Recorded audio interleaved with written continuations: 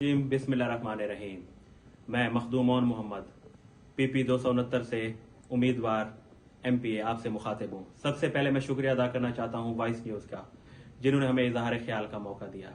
जैसा कि आप सब लोगों को पता है कि सुप्रीम कोर्ट ने 90 दिन में इलेक्शन करवाने का हुक्म दिया, जो कि बहुत ही खुश आइन है और जिसको हम सब मिल के खराज तहसीन पेश करते हैं। ये आइन की पाकिस्तानी कौम की जीत है।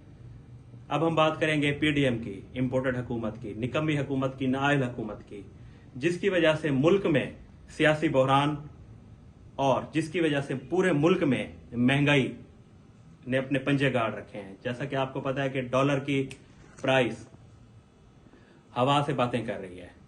आज डॉलर 290 से तकरीबन 300 के दरमियान ट्रेड कर रहा है। गरीब पिस रहा है, गरीब गरीब तर हो रहा है, जिसकी कोई बात नहीं करता, गरीब आदमी की कोई बात ही नहीं कर रहा।